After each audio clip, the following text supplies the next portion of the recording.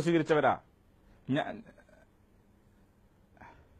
രാധാകൃഷ്ണ മേനോൻ ഇപ്പൊ പറഞ്ഞുകൊണ്ടിരിക്കുന്ന കാര്യങ്ങൾ ഇവര് ഞങ്ങളെ രാജ്യസ്നേഹം പഠിപ്പിക്കൊന്നും വേണ്ട. ചരിത്രം എന്നെ കൊണ്ട് പറയിപ്പിക്കണോ? ആരായിരുന്നു വാജ്പേയി?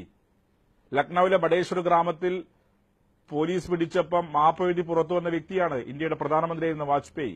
ആ ചരിത്രം എന്നെ ഓർമ്മപ്പെടുത്തണ്ട. അത് മാത്രമല്ല, ആരായിരുന്നു വീര സവർക്കർ? പോർട്ട് ബ്ലെയർ ജയിലിൽ മാപ്പ് എഴുതി, ബ്രിട്ടീഷുകാർക്ക് മുന്നിൽ മാപ്പ് എഴുതി പുറത്തു വന്നവരാ. കമ്മ്യൂണിസ്റ്റുകാർ ആരുടെ മുന്നിലും മാപ്പ് എഴുതി പുറത്തു വന്നിട്ടില്ല. നിങ്ങൾ ഞങ്ങളെ രാജ്യസ്നേഹം പഠിപ്പിക്കണ്ട. നിങ്ങൾ ഈ രാജ്യത്തെ ആപത്ഘട്ടത്തിൽ കൈവിട്ടവരാണ് നിങ്ങളുടെ നേതൃത്വം. അത് രാധാകൃഷ്ണ മേനോൻ അറിയാത്തത് കൊണ്ടല്ല, ചരിത്രം ഒന്ന് വായിക്കണം. 1920കളിലെ ഉത്തർപ്രദേശിലെ ലക്നൌവിലെ ബഡേശ്വർ പോലീസ് സ്റ്റേഷന്റെ കേസ് ഒന്ന് പോയി അന്വേഷിക്കണം. അതിനകത്ത് രണ്ടുപേർ പ്രതികളുണ്ടായിരുന്നു. ഒന്ന് അടൽ ബിഹാരി, മറ്റൊന്ന് പ്രേം ബിഹാരി. അതിൽ അടൽ ബിഹാരി ഇന്ത്യൻ പ്രധാനമന്ത്രിയായിരുന്നു. ബ്രിട്ടീഷുകാർക്ക് മാപ്പ് എഴുതി പുറത്തു വന്ന ആളാ. അന്തമാനിലെ പോർട്ട് ബ്ലെയർ ജയിലിൽ മാപ്പ് എഴുതി പുറത്തു വന്ന വീര സവർക്കർ നിങ്ങളുടെ നേതാവാ. ഗോഡ്സെ നിങ്ങൾ RSS അല്ല എന്ന് പറയുന്നു. ഗോഡ്സെ RSS ആണ്. അതുകൊണ്ടാണല്ലോ നിങ്ങളിപ്പോ ഗോഡ്സെ ആരാധിക്കാൻ നടക്കുന്നത്. ഗാന്ധിജിയെ കൊന്ന ഗോഡ്സെയുടെ പ്രതിമ നിർമ്മിക്കാനും അമ്പലം നിർമ്മിക്കാനും ഇനി RSS അല്ലാത്ത ആളുകൾ ശ്രമിക്കുമ്പോൾ എന്തേ നിങ്ങൾ തടയാതിരുന്നത്? ലോകം ആദരിക്കുന്ന, ലോകം ബഹുമാനിക്കുന്ന ഗാന്ധി, ലോകത്തിന് മുന്നിൽ ഒരു റോൾ മോഡൽ. ആ റോൾ മോഡലിനെ കൊന്ന ഗോഡ്സെയെ നിങ്ങൾ ഇപ്പൊ കൊണ്ടു നടക്കുകയല്ലേ? എന്നിട്ട് നിങ്ങൾ പറയുന്നു രാജ്യസ്നേഹികൾ ഞങ്ങളാണ്. ഏതായാലും നിങ്ങളെക്കാൾ രാജ്യസ്നേഹം ഇവിടുത്തെ മുസ്ലിങ്ങൾക്കും ഇവിടുത്തെ കമ്മ്യൂണിസ്റ്റുകാർക്കും ഇവിടുത്തെ ജനങ്ങൾക്കുമുണ്ട്.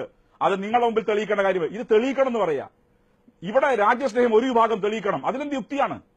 ഈ രാജ്യത്തെ എല്ലാ പൌരന്മാരും ഭരണഘടന അനുസരിച്ച് തുല്യരാണ്. All are equal in the eyes of law. എല്ലാവരും തുല്യരാണ്. എന്റെ ഒരു വിഭാഗം മാത്രം തെളിയിക്കണം എന്ന് RSS വാശി പിടിക്കേണ്ട കാര്യം?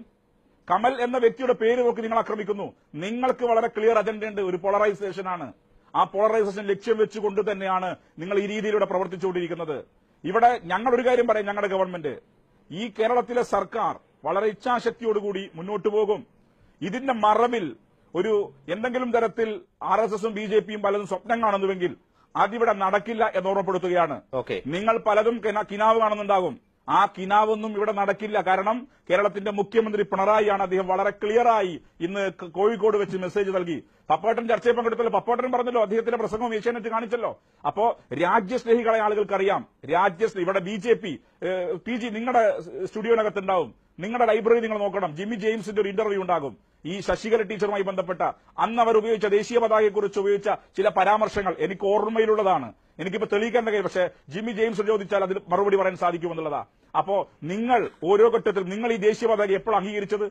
നിങ്ങൾ ഞാൻ ഇടപെടുകയാണ്. അനിവാര്യമായതുകൊണ്ട് തിരിച്ചു വരാം.